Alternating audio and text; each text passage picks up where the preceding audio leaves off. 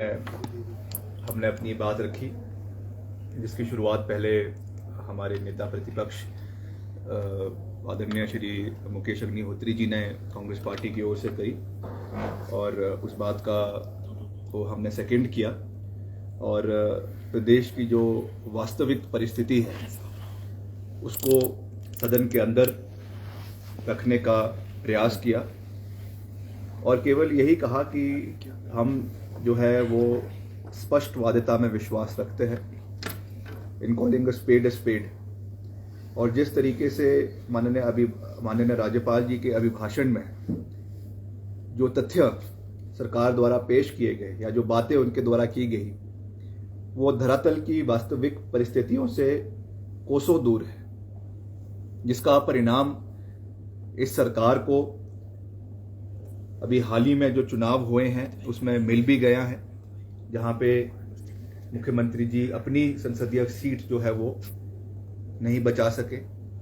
और जिस तरीके से ये सरकार कार्य कर रही है, जिस तरीके से घोषणाओं पे घोषणाएं हो रही है, जिस तरीके से हर दिन कैबिनेट मीटिंग में आए दिन किसी ना किसी तबके को, किसी ना किसी संगठन को, किसी ना किसी एसोसिएशन को लुभाने की कोशिश करी जा रही है, मैं समझता हूं कि ये सरकार सस्ती लोकप्रियता हासिल करने का प्रयास कर रही है। मगर जैसा मैंने सदन के अंदर भी कहा कि ये एक बहुत चिंता का विषय है कि हिमाचल प्रदेश आज ऋण के अंदर जो है वो दबते जा रहा है, और ये फैक्ट है कि जो 65,000 करोड़ का आज प्रदेश के ऊपर ऋण है उसमें से करीबन 22,000 करोड़ से 25,000 करोड़ का ऋण वर्तमान सरकार ने पिछले 3-4 साल के अंदर लिया है। रिसोर्स मोबिलाइजेशन की कोई बात नहीं हो रही है। आज के इस अभिभाषण में भी कोई भी बात नहीं कही गई कि किस तरीके से सरकार ने पिछले 1 साल में आमदनी बढ़ाने के लिए क्या कार्य प्रदेश ने किए हैं। आज भाजपा के विधायक गुणगान कर रहे हैं कि हमने ये मुफ्त दे दिया, हमने वो मुफ्त दे दिया, हम बिजली मुफ्त करने जा रहे हैं, हमने जो है वो अनएम्प्लॉयमेंट भत्ता दे दिया। तो हम ये कह रहे हैं कि केवल मुफ्तखोरी प्रदेश के अंदर नहीं होनी चाहिए, केवल फ्रीबीज बांटकर सस्ती लोकप्रियता प्राप्त करना ये एक long term solution Himachal Pradesh का नहीं है। हमको प्रदेश के लोगों के स्वाभिमान का ख्याल रखना है, प्रदेश के युवाओं के स्वाभिमान का ख्याल रखना है। प्रदेश का युवा पढ़ा लिखा है, प्रदेश का युवा रिस्पेक्टेबल फैमिलीज से आते हैं, प्रदेश का युवा हर वो परिस्थिति राष्ट्रीय स्तर की, अंतर्राष्ट्रीय स्तर की और प्रदेश स्तर की से बड़े अच्छी तरीके से वाकिफ है। वो चाहते हैं कि हमको जो है एम्प्लॉयमेंट मिले, वो चाहते हैं हमको सेल्फ एम्प्लॉयमेंट के एवेन्यूज प्रदेश के अंदर क्रिएट हो। आज अभी के इस अभिभाषण में लिखा हुआ था गवर्नर साहब के कि 28,000 करोड़ की अभी इन्वेस्टमेंट जो है अभी 27 दिसंबर को जब मोदी जी हिमाचल में आए उस समय जो है ground breaking second ground breaking हुआ, और उसके बाद ये इन्वेस्टमेंट आई। कहाँ पे ये इन्वेस्टमेंट आई, कितनी इंडस्ट्रीज हिमाचल प्रदेश को मिली, कितना रोजगार उसमें हिमाचल प्रदेश के युवाओं को मिला, वो सारे आंकड़े अगर दम है इस सरकार में तो आंकड़े विधानसभा के अंदर रखें, मगर उसके बारे में कोई चर्चा नहीं हो रही है। कितने युवाओं को रोजगार दिया जा रहा है, कितने युवाओं को उसमें लाभ मिल रहा है, कितने हिमाचल के इंडस्ट्रियलिस्ट को उसमें लाभ मिल रहा है, उसके बारे में कोई चर्चा नहीं हो रही। आज ही मुझे एक प्रस्ताव जो है वो आपके जो हिमाचल के हाइड्रो प्रोजेक्ट्स के ओनर्स हैं, जो 5 मेगावाट से कम के प्रोजेक्ट्स के ओनर्स हैं, वो मुझसे मिले, और मुझे लगता है कि और विधायकों से भी मिले होंगे। उन्होंने बात कही कि किस तरीके से उनकी एनपीए के कगार पे आ गए हैं। उन्होंने जो है लोन लिया हुआ है हिमाचल प्रदेश कोऑपरेटिव बैंक से, और उनको जो समर्थन सरकार की ओर से मिलना चाहिए था वो नहीं मिल रहा है। आप बाहर के उद्योगपतियों को तो मदद कर रहे हैं, मगर जो हिमाचल प्रदेश के छोटे उद्योगपति है, जो बड़ी मुश्किल से जाके जिन्होंने छोटे छोटे कारखाने, छोटे छोटे हाइड्रो प्रोजेक्ट जो है 1 मेगावाट का या 2 मेगावाट का या 3 मेगावाट के लगाए हैं, वो आज एनपीए की स्थिति पर पहुंच चुके हैं। उनके लिए कोई फाइनेंशियल हेल्प जो है वो सरकार की ओर से नहीं हुई, कोई मॉरिटोरियम जो है वो कोऑपरेटिव बैंक की ओर से, हिमाचल प्रदेश कोऑपरेटिव बैंक की ओर से नहीं हो रहा है। वैसे और भी बहुत से इंस्टेंसेस प्रदेश के अंदर है। आपने पीछे देखा कि जब प्रधानमंत्री जी हिमाचल में आए थे तो टैक्सी ऑपरेटर्स ने जो है और बस ऑपरेटर्स ने, निजी बस ऑपरेटर्स ने जो है वो स्ट्राइक पे चले गए। कभी ऐसा नहीं हुआ था कि प्रधानमंत्री हिमाचल में आ रहा है और हिमाचल के लोग इस तरीके का कार्य कर रहे हैं। वो मजबूर है उनको कोई मजा नहीं आ रहा है ये सब चीजें करने में, मगर वो मजबूर है क्योंकि उनकी आवाज को कोई सुन नहीं रहा है, उनकी आवाज को दबाने की कोशिश करी जा रही है, जिसकी वजह से ये परिस्थिति आज प्रदेश के अंदर उत्पन्न हो गई है। और अंत में सबसे दुर्भाग्यपूर्ण बात है कि जो लोग आज यहाँ पे प्रदर्शन कर रहे हैं विधानसभा के बाहर, चाहे वो आंगनबाड़ी है, चाहे वो करना मूल है, चाहे वो ओपीएस है, चाहे वो जो भी है एबीसी, वो विपरीत परिस्थितियों में यहाँ पर आके प्रदर्शन कर रहे हैं, उनको कोई मजा नहीं आ रहा है यहाँ पे। और मुख्यमंत्री जी का या सरकार का ये बयान देना कि हम उनको देख लेंगे या उनको इस तरीके की चीजें आंदोलन नहीं करना चाहिए, तो हमने विधानसभा के अंदर भी अभी अपने अभिभाषण में यही बात करी कि ये हमारा नैतिक अधिकार है। रेवोल्यूशन आंदोलन जो है वो डेमोक्रेटिक पार्ट का सेटअप है, और हमने उनको इतिहास याद दिलवाया कि कांग्रेस पार्टी की वजह से, जन आंदोलन की वजह से हमको आजादी मिली है, किसानों की जन आंदोलन की वजह से कानून वापस लिए गए। वैसे ही अंतर्राष्ट्रीय स्तर पे भी, चाहे वो रशियन रेवोल्यूशन हुआ, चाहे वो फ्रेंच रेवोल्यूशन हुआ, ये सब चीजें इतिहास में के किताबों में जो है वो बनी हुई है। और इन चीजों को बीजेपी इन चीजों को जो है वो नजरअंदाज नहीं कर सकती है, और उल्टा हमको ज्ञान देने लग गए मुख्यमंत्री जी विधानसभा के अंदर। तो ये बात मैं समझता हूं कि ठीक नहीं है। हमको अपनी बात रखने का पूरा अधिकार है, और हमने अपनी बात रखी है।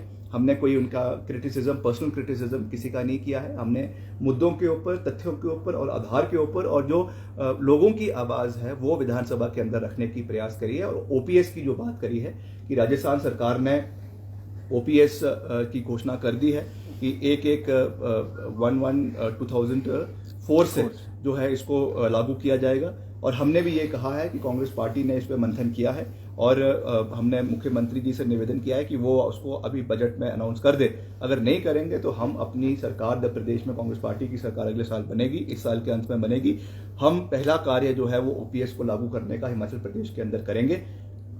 बेशक इसको हमारे समय में इम्प्लीमेंट किया गया था, ये इसमें कोई दो राय नहीं है। वीरभद्र सिंह जी की पूर्व सरकार थी, एनडीए की सरकार को ने इसको इम्प्लीमेंट किया था, और हिमाचल प्रदेश ने भी इसको इम्प्लीमेंट किया था। मगर अब परिस्थितियां बदल चुकी है, और हम इसको, कांग्रेस पार्टी इसको हिमाचल प्रदेश के अंदर इम्प्लीमेंट करेगी। ये हमारा फाइनल निर्णय कांग्रेस पार्टी का जो है वो है। मुख्यमंत्री ने कहा वर्तमान परिस्थितियों पर बात करने की बजाय आपने हिस्टोरिकल पृष्ठभूमि गिनवा दी, आप इसको कितना तर्कसंगत मानते हैं? देखिए, मैंने उसको एक कॉन्टेक्स्ट में कहा, मैंने उसको, क्योंकि वो आंदोलन की बात कर रहे थे, तो मैंने उनको याद दिलाने का कोशिश करी। केवल उनको ही नहीं, मगर जो ट्रेजरी बेंचेस में लोग बैठे हुए हैं उनको याद दिलाने की कोशिश करी कि रेवोल्यूशंस हमेशा देश का, विश्व का और प्रदेश का इतिहास रहा है। इसलिए हमको उसका मान सम्मान करना चाहिए, जन आंदोलन का सम्मान करना चाहिए। ये जरूर है कि उसमें अगर कोई ऐसे एलिमेंट्स हैं जो सरकार को ब्लैकमेल करने की कोशिश कर रहे हैं, वो अलग बात है। मगर अगर एक कोई पॉपुलर एजिटेशन अगर देश में या प्रदेश में हो रहा है, तो उसको सुनना हमारा नैतिक अधिकार है। और वैसे ही ये वही स्कूल ऑफ थॉट है जिसने 1975 में जो है जेपी मूवमेंट इन्हीं लोगों की वजह से देश के अंदर पनपा। सर, कर्मचारियों की बात कर रहे हैं, लेकिन कर्मचारियों के हितों के लिए अब आपके पास रोड मैप क्या है? नहीं, रोड मैप यही है कि हम हर चीज को सुनेंगे, चाहे वो ओपीएस का मसला है, चाहे वो आउटसोर्स का मसला है, कॉन्ट्रैक्चुअल एम्प्लॉइज का।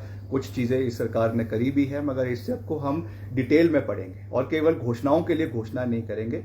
हम इसको, हमारा थिंक टैंक है कांग्रेस पार्टी का, वो इस पे मंथन करेगा, और हमारे जो फाइनेंशियल वायबिलिटी हिमाचल प्रदेश की है उसको भी ध्यान में रखने की आवश्यकता है। ऐसा ना हो कि हम घोषणाओं पे घोषणाएं करते रहें और हमारी पास उसके लिए, उसको पूरा करने के लिए रिसोर्सेज ना हो। इसलिए that also has to be taken into consideration, and whatever can be done in the larger interest of the people of the state जो है ये निर्णय लिए जाएंगे आने वाले समय। मुख्यमंत्री जी, आपने एक मुद्दा क्षेत्रवाद को लेकर उठाया, और मुख्यमंत्री ने खुद रिएक्ट किया बड़े इमोशनल तरीके से उसको।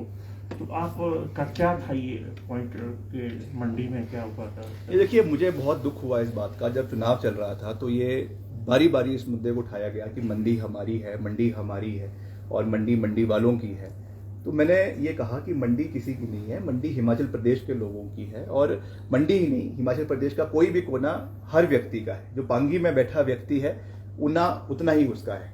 जो ऊना में बैठा व्यक्ति है, कांगड़ा उतना ही उसका है। इसलिए हमको प्रदेश को क्षेत्रवाद में नहीं बांटना है।